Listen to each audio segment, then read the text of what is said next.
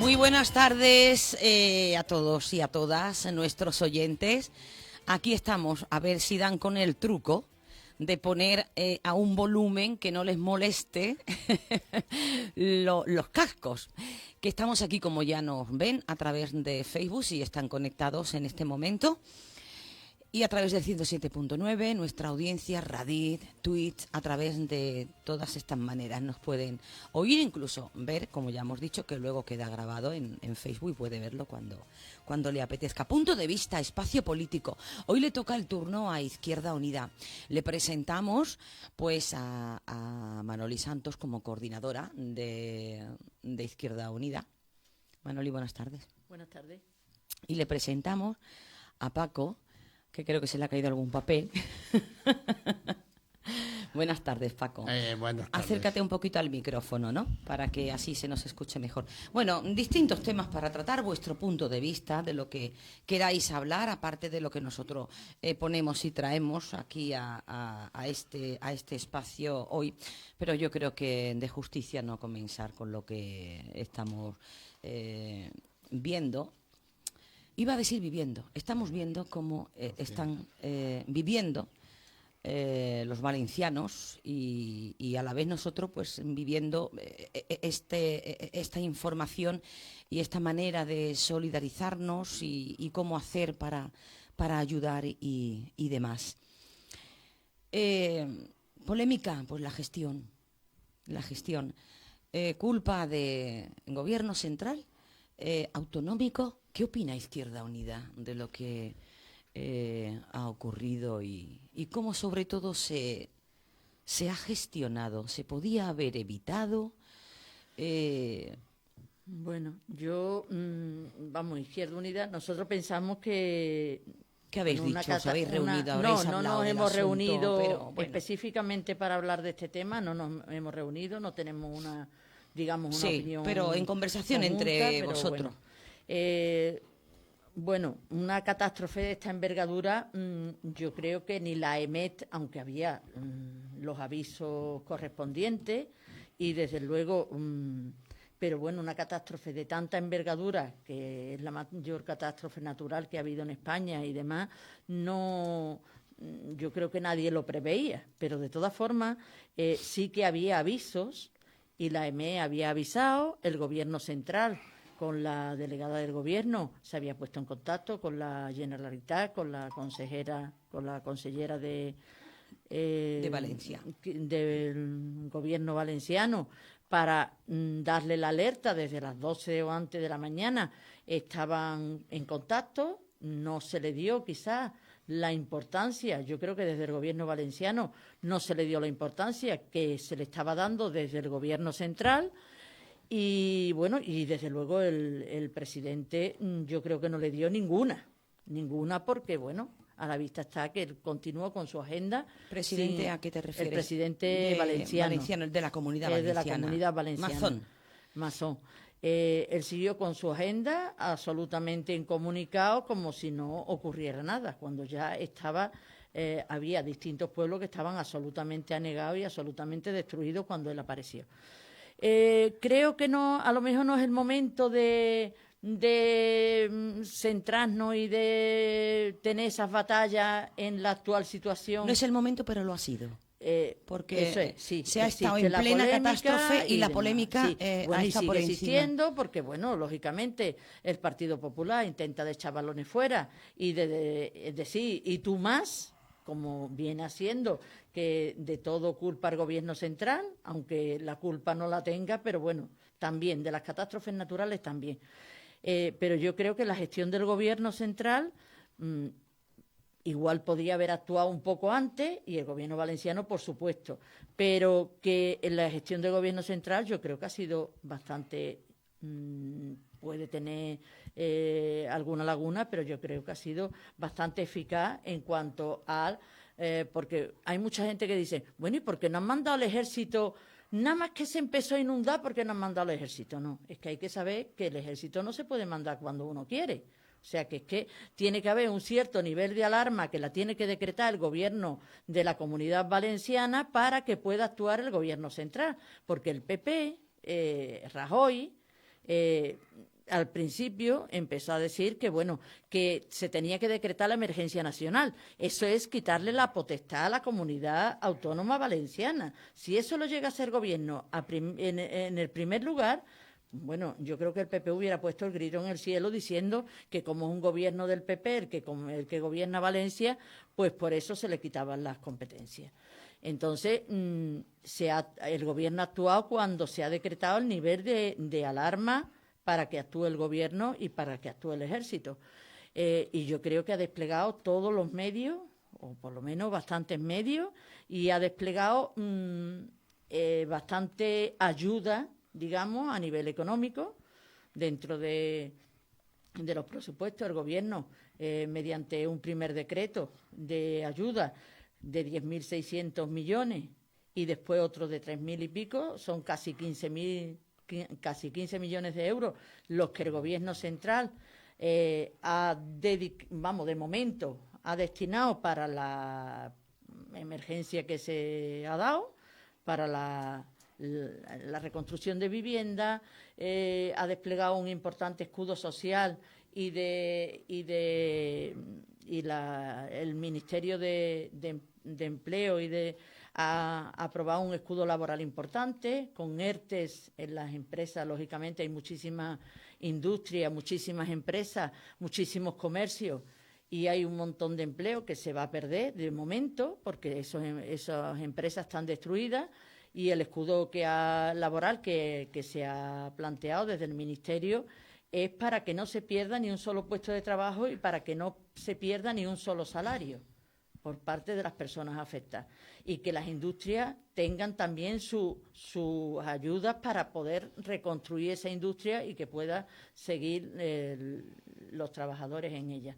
Entonces, yo creo que el gobierno central ha actuado bastante diligentemente, no así el gobierno valenciano, y bueno, incluso en el tema de ayuda, bueno, la Comunidad Valenciana hay un total de 200 millones, de los cuales 60 los mete en el presupuesto de 2024, pero los 140 restantes en el presupuesto de 2025, o sea que no es una ayuda inmediata. Por lo tanto, en cuanto a lo que tú preguntabas de la opinión de la polémica y demás, después de la Dana hay muchísimo que hablar en otros aspectos. En el aspecto, bueno, de la catástrofe tan enorme que ha sido y de la solidaridad que ahí ha habido. Ahí vamos ahora. Como ha respondido España entera. Pero vamos a centrarnos en nuestro municipio, Paco, cosa que también pues a él se le ha visto colaborar en el centro de empresa, donde se concentró allí prácticamente por parte del ayuntamiento, bueno, pues todo el despliegue, ese tsunami de solidaridad, asociaciones, hermandades, grupos particulares y demás. ¿Qué opinión? Sí. Pero yo quiero matizar dos cuestiones para que los hombres y mujeres, los que nos están escuchando, sepan también la situación que se ha generado. Vamos a ver, cuando se dice que el gobierno central, ¿por qué no le quita las competencias y demás? Hay que conocer que en el decreto de la alarma del COVID, el gobierno central se hizo cargo y, sin embargo, Vox impugnó ese decreto al Tribunal Constitucional. Y una parte de ese decreto, el Tribunal Constitucional lo consideró ilegal, con el recurso de Vox. Por lo tanto, en una situación de emergencia como la que se ha dado, hay tres tipos de emergencia que se dictamina. La número uno, en el cual interviene la comunidad autónoma o la zona territorial que le corresponde. La número dos, que es la que se ha dado en Valencia, que interviene la comunidad autónoma, la que tiene competencia, y la número 3, se tiene que dar la número 3 para que sea el gobierno central quien dictamine un decreto de alarma y de emergencia nacional. Por lo tanto, tenemos que entender esa situación. En Valencia y la Dana lo que ha generado es el tipo 2, y el tipo 2 el gobierno central no puede intervenir mientras no lo pida y intervengan las comunidades autónomas. Eso para que le quede claro a los ciudadanos de en qué nivel están actuando cada una de las administraciones. Por eso hemos escuchado al general de la UME, de la Unidad Militar, de si en 15 minutos estábamos disponibles. Lo único que nos hacía falta era que la comunidad autónoma nos llamara. Por lo tanto, el aviso. Por lo tanto, eso que quede claro, efectivamente. Luego están las medidas que ya Manoli ha hablado. Y luego está la solidaridad. Efectivamente, había un acto de solidaridad a nivel estatal, a nivel nacional, pero además incluso casi a nivel mundial, pero fundamentalmente tipo de Europa. De sí, consta incluso que los bomberos franceses llegaron incluso antes que bomberos de nuestro país. Por lo tanto, ha sido un acto de solidaridad donde se ha demostrado efectivamente que el ser humano, las personas en este país, cuando hay una situación de este tipo, la solidaridad precisamente es la que se fortalece. Y ya bajando a nuestra localidad, una vez más, el Viso demuestra precisamente que es un pueblo solidario. Sí. Había grupos de jóvenes a nivel particular, había hermandades, había entidades, y luego ya pues por fin la disponibilidad del ayuntamiento de poner la nave y de participar en ese tema, contando con la solidaridad que estuvimos compartiendo aquel día, donde no dejaban de llegar vehículos llevando ropa, pero llevando alimentos también, que era lo prioritario, productos de limpieza. Yo no sé cuántos paquetes se hicieron de contenedores preparados, nada más en productos de limpieza, en productos para niños, y por lo tanto, y luego la solidaridad de algunas de las empresas. Efectivamente, desde el Viso han salido 3 trailers llenos de mercancía. Y ahí ha habido empresas de transporte que han hecho su colaboración. Pero ha habido empresas más pequeñas que también han hecho su aportación. Los palés, veíamos aquel día cómo llegaba la furgoneta o el camioncito cargado de palés para que lo tuviéramos disponible, y de cajas precisamente también, de cajas de cartón preparadas ya, incluso con una furgoneta también descargando cajas, y por lo menos 2 viajes dio el tiempo que yo estuve allí. Y luego, bueno, pues las distintas entidades e incluso una hermandad con un camión que, para no hacer ir a los ciudadanos allí, que era el polígono industrial, un camión por el Viso recogiéndola. Por lo tanto, el Viso da una buena muestra, como siempre, de ser solidario, sí. Y ya a mí lo que me queda que decir precisamente es agradecer, felicitar al Viso, pero también que estamos pendientes porque la situación que se ha generado en Valencia, en una parte de Castilla-La Mancha, y en Andalucía, en 2 provincias, pues va a ir para largo, sobre todo Valencia, y que por lo tanto seguramente haya otros momentos en el cual también haya que aportar y colaborar. Además, lo dicen los mismos vecinos, esto no se ha terminado y vamos a necesitar vuestra ayuda. Y luego terminar con un detalle. Los colegios han tomado la iniciativa también de hacer una campaña de recogida de material escolar. Por lo tanto, hay también otro colectivo que ha sido iniciativa de ellas y que están en estos momentos también recopilando.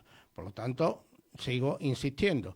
A medio y largo plazo va a hacer falta también más ayuda, pero lo urgente, a través de la solidaridad diaria e individual, pues se le está haciendo un buen esfuerzo.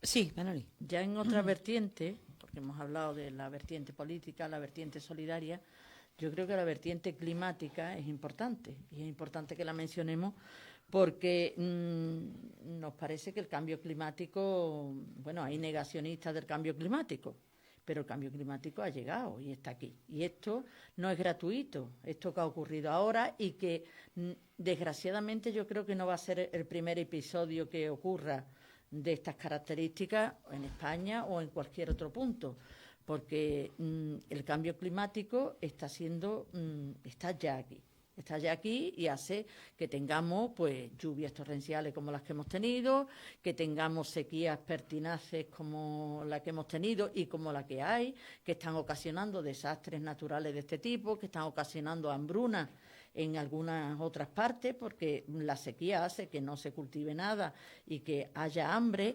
Entonces yo creo que esto es tiene que servir de una llamada de atención a que el clima es importante. Yo creo que cada vez más, ¿no? Estamos concienciados del cambio climático. Precisamente... O tienen que pasar cosas así para que... Quien se tiene que concienciar, porque precisamente ahora mismo se está dando la cumbre mundial del clima, y precisamente los países que más contaminan no han acudido a esa cumbre.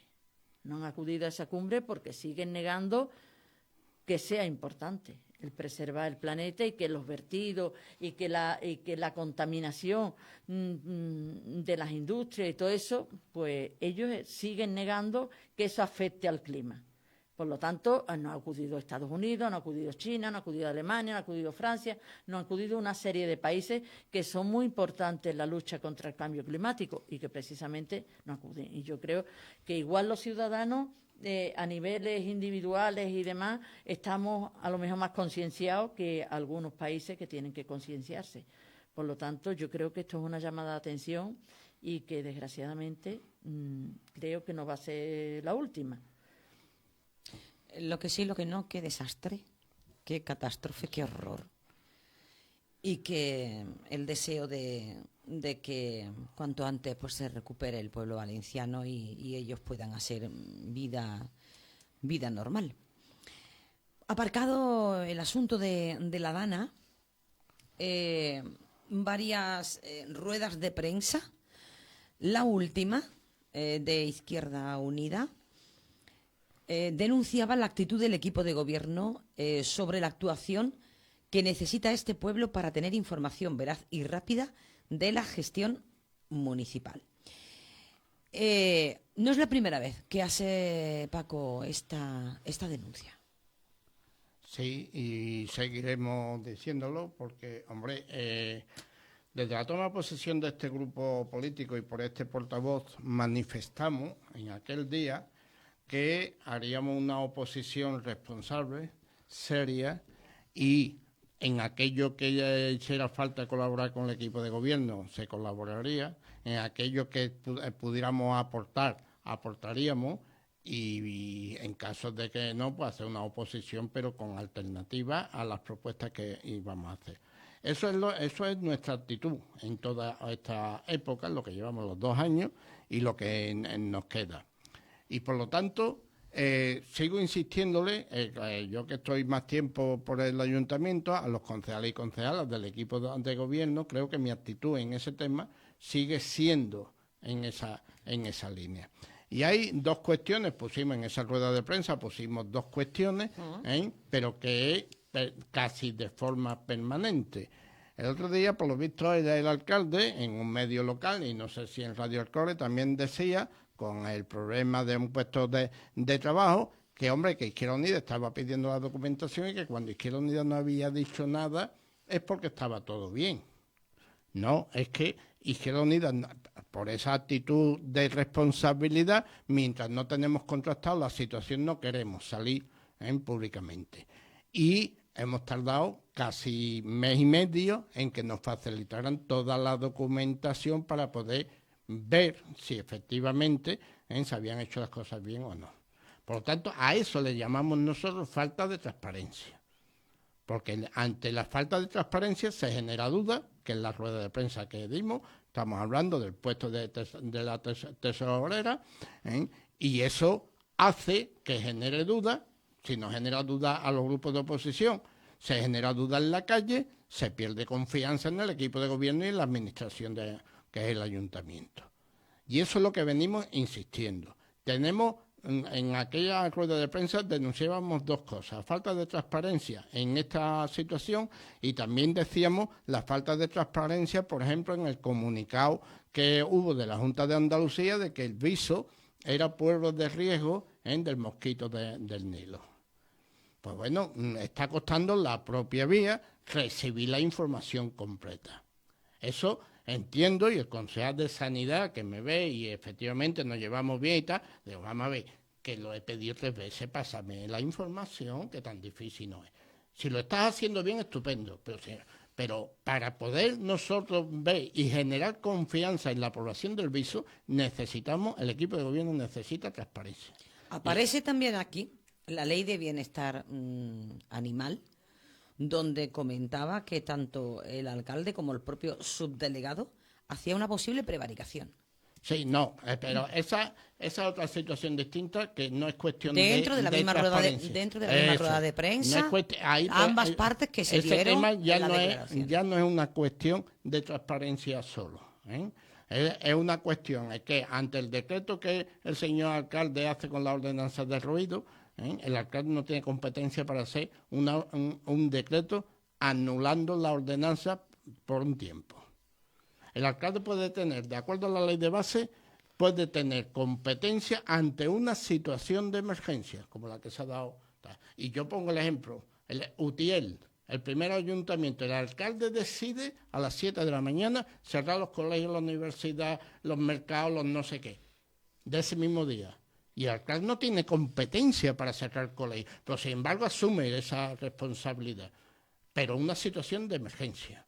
En este caso no era una situación de emergencia, por lo tanto el alcalde, a nuestro entender, puede estar al límite de la prevaricación. Eso la ley de base recoge como un tema, una forma de proteger precisamente la acción de gobiernos municipales, que el delegado de gobierno pueda intervenir. El delegado de gobierno puede llamarle la atención al alcalde diciendo esto no lo está haciendo bien, de acuerdo con la ley, puede ser nulo. Pero la delegación de gobierno, y además el señor alcalde en el pleno, pues dice, sí, porque el delegado me llamó por teléfono, yo le expliqué lo que había y ha pasado del tema. Claro, y eso es lo que choca. La responsabilidad institucional y las relaciones institucionales entre unas administraciones y otras debe de ser formalmente. Y el delegado de gobierno, ante la petición que hace Izquierda Unida sobre la posible prevaricación, lo que dice el subdelegado es que no entra a valorar porque el acuerdo que hace el alcalde del decreto no perjudica ninguna ley estatal. Bueno, pues entonces es que el delegado de gobierno no conoce la ley de bienestar animal, que es una ley estatal, ni la ley estatal sobre ruido. Por lo tanto, ahí el subdelegado, mi opinión personal es que también está al límite de la posible prevaricación. La actitud del equipo de gobierno actual sobre la actuación que necesita para tener información veraz y rápida, lo que ha comentado anteriormente, el asunto que acaba también de comentar, referencia a la ley de bienestar animal, y otro de los asuntos a los que se refiere, bueno, lo ha dicho, ¿no? Lo que es la lentitud en pasar la información a concretamente Izquierda Unida, habla de su grupo, que también ha creado bulo y ha creado precisamente una información en la calle que podía ser legal, irregular o al menos por desconocimiento sobre la contratación de la tesorera. Efectivamente. Eso se da así, es decir, en todo el procedimiento de la tesorera, y yo desde Izquierda Unida quiero decir también una cosa, como grupo de Izquierda Unida. Nosotros no estamos en contra de que un familiar de un político, sea de un ayuntamiento o de otras administraciones, acceda a un puesto de trabajo. Eso que quede claro. Es decir, el derecho al trabajo por mérito, por capacidad y en igualdad de condiciones, aunque sea familiar de un político, este portavoz y el Grupo de Izquierda Unida va a defender que se haga. Lo que ocurre es que ante esa falta de transparencia, pues supone que se genera duda. Y un ejemplo nada más, ya, después de pedir 3 veces la documentación, hasta el 7 de noviembre, es decir, antes de ayer o el viernes, me mandaron cuál fue la toma de posesión y cuándo tomó posesión la tesorera. Porque es verdad que ahí nosotros, ante esa falta de documentación, dijimos que había tomado posesión el 1 de agosto. Pero era por el decreto de la responsable de recursos humanos, que lo hace el 1 de agosto y hasta que no toma posesión. Pero como el expediente lo mandan incompleto, pues hasta el 7 de noviembre no hemos podido saber que la tesorera toma a posesión el 30 de agosto, después de que la Junta de Andalucía ya lo autorizara. Ese dato no lo hemos tenido nosotros hasta el 7 de noviembre. Esta situación es lo que le estamos pidiendo al equipo de gobierno, que al menos a Izquierda Unida, que sepa que nuestra acción va a ser de responsabilidad. Y si hay agilidad en la información, desde luego, pues cuando lleven razón van a llevar razón. Si no actúan con transparencia, nos va a generar dudas y por lo tanto esas dudas van a estar en la aprobación del viso. Por cierto, hablando de lo que es el grupo de Izquierda Unida, vuestras actividades, que ya se anunció, Manoli, la charla con exposición sobre el asunto de Palestina. De Palestina, de Oriente Medio. ¿Qué tal? Muy bien. hubo Ismael Sánchez, fue el ponente, hizo un recorrido de dónde venía el origen. Ismael Sánchez, perdona, es... Ismael Sánchez, responsable del área de solidaridad y de internacional del Partido Comunista de Andalucía, y es concejal y portavoz en Sevilla, en el Ayuntamiento de Sevilla. Y es un activista ahora mismo precisamente está en Valencia en un equipo que ha ido a trabajar allí. Y bueno, hizo un recorrido de dónde venía todo el conflicto, mal llamado conflicto israelo-palestino, porque más que un conflicto es una usurpación del territorio y una masacre lo que está ocurriendo y un genocidio lo que está ocurriendo en Palestina, pero él se remontó desde que se creó desde que el Estado de Israel, desde que Israel empezó a ocupar los territorios en Palestina, y fue una charla bastante amena, bastante formativa, porque lo que se pretendía era tener que dar a claro de dónde venía todo, cómo había sido desde un primer momento. La historia de dónde parte todo el origen y después la exposición era una exposición de fotografía de distintos momentos de este conflicto, y estuvo bastante bien. De asistencia también estuvo bastante bien. Y la gente salió con esa formación. Sí. Para quienes no la tuvieran, de lo que está ocurriendo en esta parte del mundo. De dónde viene todo y por qué está ocurriendo. ¿Y cómo se puede colaborar desde aquí, Paco? ¿Qué se puede hacer? Hombre, pues desde aquí se puede colaborar, y en la exposición de Ismael también lo hizo constar, pues de dos formas distintas. España es uno de los países que le vende armas a Israel, pero también a su vez le compra. Por lo tanto, romper las relaciones, sobre todo en materia armamentística. Esa es una de las primeras medidas. Segunda, que utilizar todas las instituciones europeas para hacer ver que la situación que hay allí hay que buscar la paz y hay que buscar el reconocimiento del Estado de Palestina. Y tercero, pues que de una vez por todas la ONU sirva para algo en una situación como esta. Por lo tanto, los países, y a través de España debería de reivindicar también eso, es que si la ONU y el Tribunal Internacional condena de que aquello es un genocidio, hay que buscar todas las fórmulas y todas las acciones posibles para decirle al Estado de Israel, basta ya. Esa es la línea que tenemos que marcar. No podemos permitir que bombardeen a las fuerzas que están allí internacionales dependiendo de la ONU, que son precisamente una parte del ejército de paz y de seguimiento. Y Israel está bombardeando precisamente a los soldados y al ejército mandado y derivado por la ONU.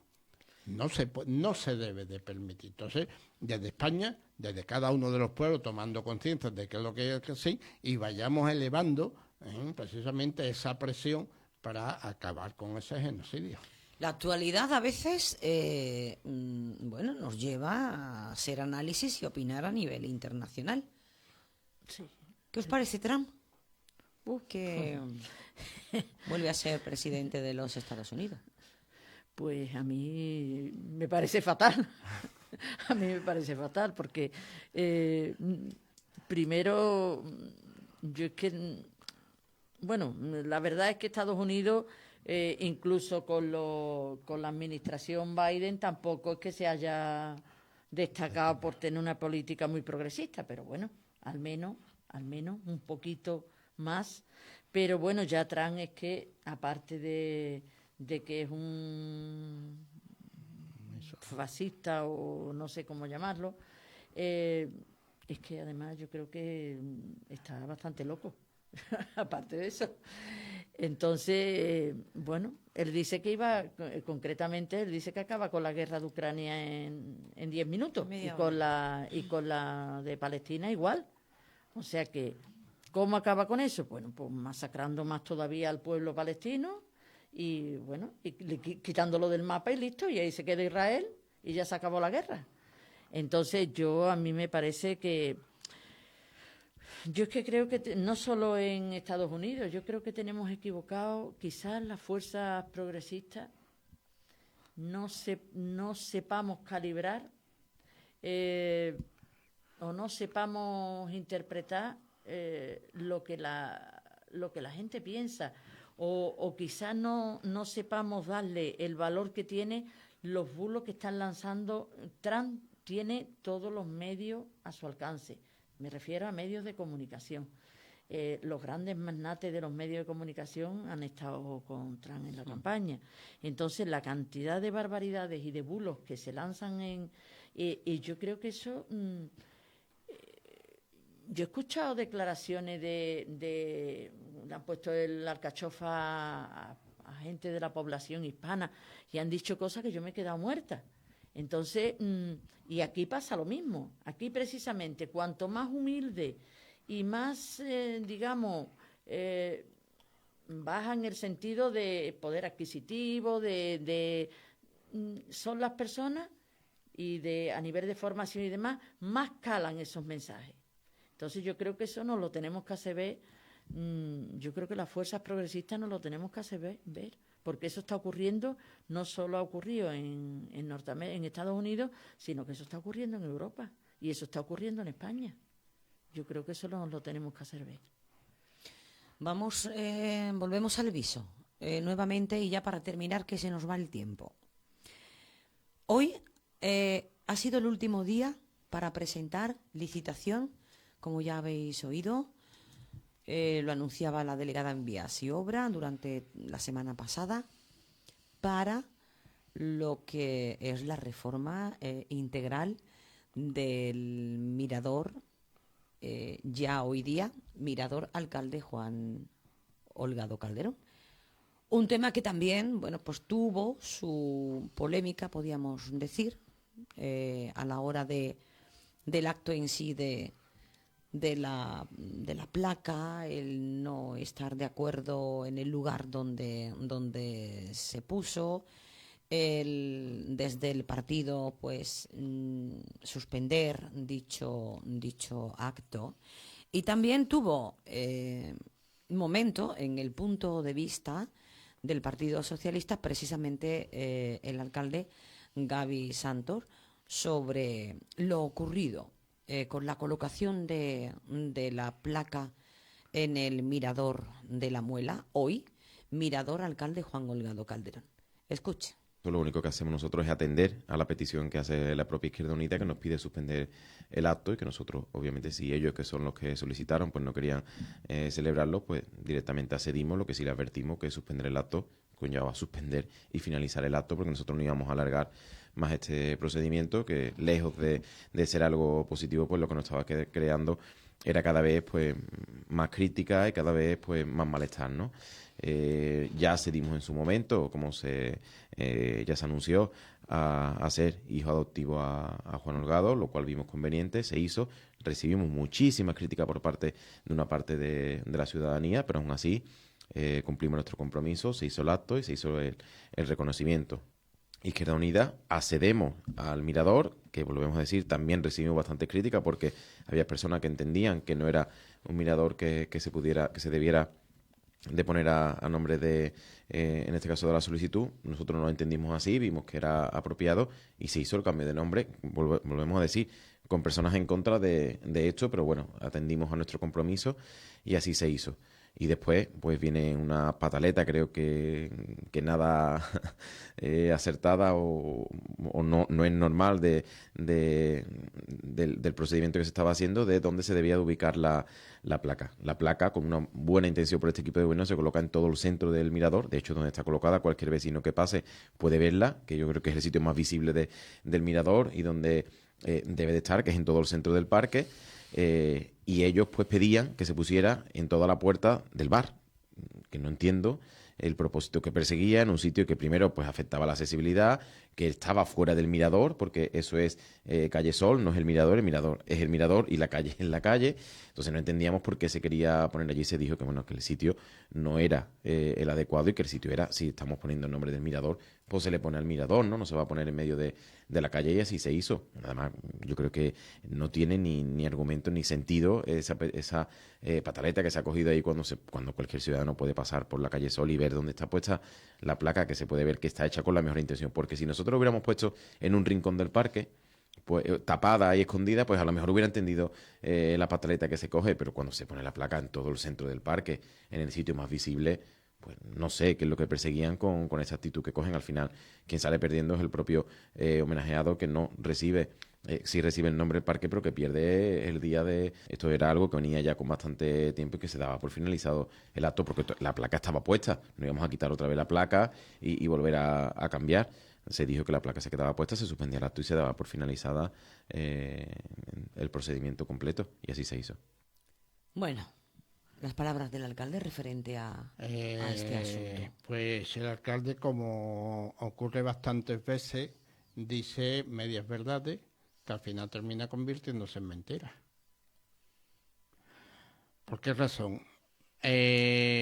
Intenta hablar de decir que la buena intención de este equipo de gobierno de finalizar ya la situación que se había generado. Pues la intención, al menos por parte del alcalde, buena intención ninguna. Ninguna. Porque nos hemos llevado 2 meses, 2 años, pidiendo que se finalizara el tema, que se diera la rotulación y pare y none. ¿Que había mucho malestar en el viso? ¿Dónde?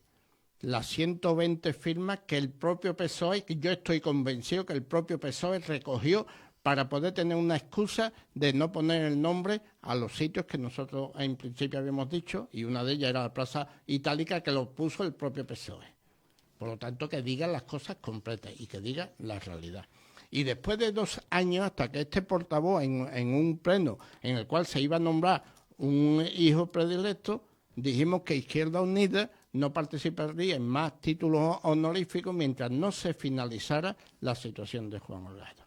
Ahí es cuando el equipo de gobierno, según el alcalde, con buena intención, decide que se ponga el rótulo en el parque, que el parque, el Mirador, ya lo habíamos planteado hace 2 años. Sin embargo, ahora lo aceptan. Vale, estupendo, porque era una de las propuestas nuestras. Pero este portavoz negocia con el concejal de Cultura el sitio. El responsable de vías y obras marca el sitio donde habíamos quedado en poner el rótulo.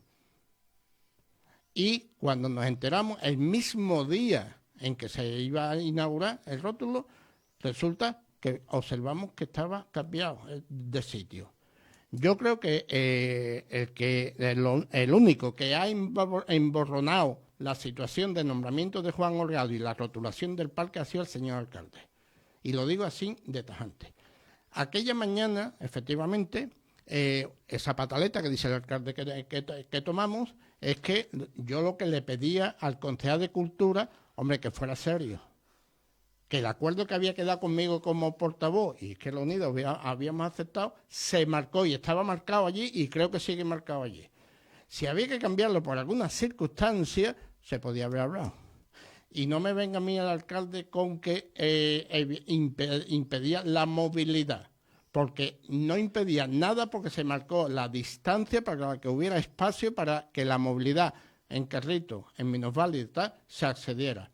Porque además todo el que pase por ahí, que vea los contenedores que hay, que vea la cabina que hay de informativa del ayuntamiento, que vea que estorba mucho más que el cartel que se iba a poner. Por lo tanto, que el señor alcalde diga la verdad. Pero además hay un matiz, y el matiz es que aquel día, con la pataleta, según el alcalde, él no estaba en el viso aquel día, y José Antonio Sánchez, concejal de Seguridad, que hace de alcalde y se compromete conmigo en que como se va a reformar el parque, Paco, lo dejamos ahí y luego ya en la reforma se adapta y se negocia, me dice él. Y yo le digo, vale, dámelo por escrito. Y se acaba la pataleta. Hombre, ¿yo cómo te voy a dar eso por escrito? Pues ya está. Bueno, pues ya hemos escuchado también en la radio que efectivamente hoy se ha finalizado la licitación de la obra del parque. Este grupo, este equipo de trabajo, es la primera noticia que tiene. Por lo tanto, el señor concejal Antonio Sánchez de Seguridad también se comprometió a una cosa que tampoco ha cumplido.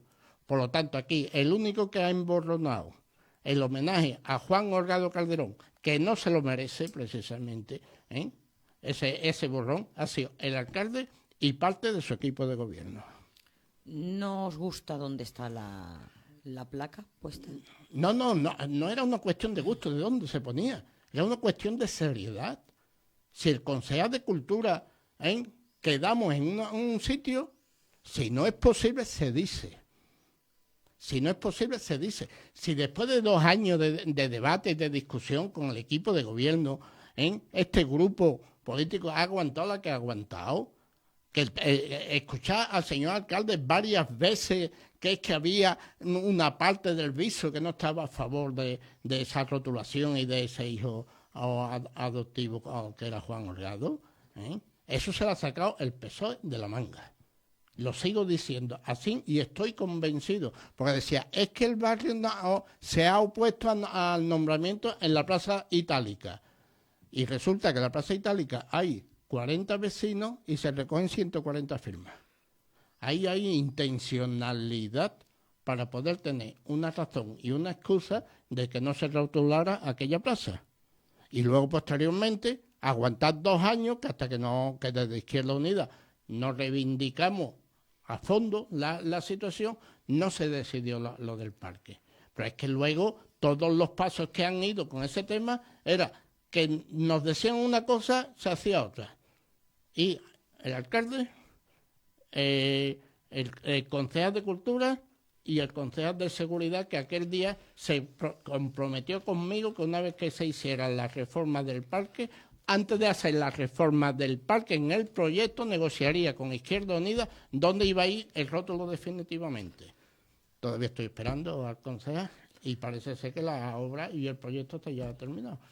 Por lo tanto, que no digan medias verdades, que terminan siendo mentiras, y que digan la realidad paso a paso. Normalmente, este portavoz y este grupo político, normalmente se amarra bien y es serio en las cosas. Y lo que dice, cumple, que es lo que no ha hecho el equipo de gobierno con Izquierda Unida. Estamos terminando. Por cierto, este mes toca pleno, en sesión ordinaria, finales el último jueves de mes, por toca sería el 28 de noviembre. ¿Plantea alguna moción para llevar a pleno Izquierda Unida o algo? ¿Tenéis algo pendiente? Pues sí, tenemos tantas que no sabemos cuál va a ser. Es decir... Si son muchas, desde luego no nos da tiempo porque llegan los informativos. No, vamos a ver.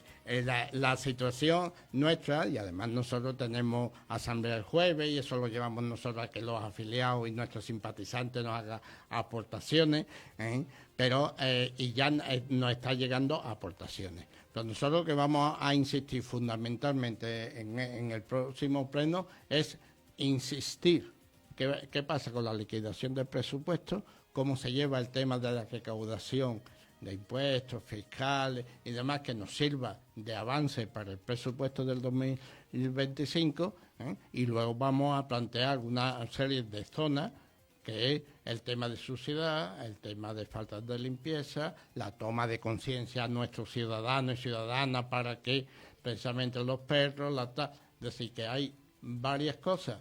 El reglamento a nosotros nos permite 2 mociones y 4 preguntas. Entonces estamos preseleccionando todas estas. La que llevar, ¿no? Exactamente. Pues llegamos al final, al filo de las 7 de la tarde. Falta 1 minuto y medio. Se quedan con los compañeros de Onda Local de Andalucía, con la información. Manoli Santón, como coordinadora de Izquierda Unida, muchas gracias por estar aquí. Paco Algabar, también desde Izquierda Unida, portavoz en esta ocasión del Ayuntamiento. Hasta el próximo punto de vista. Muchas gracias. Pues muchas gracias a ustedes y a los oyentes que han estado pendiente. escuchando. Y por cierto, mañana A partir de las 11:30, como siempre, en La Alegría de Vivir, hacemos amplio resumen de este espacio. Gracias por escucharnos. Buenas tardes.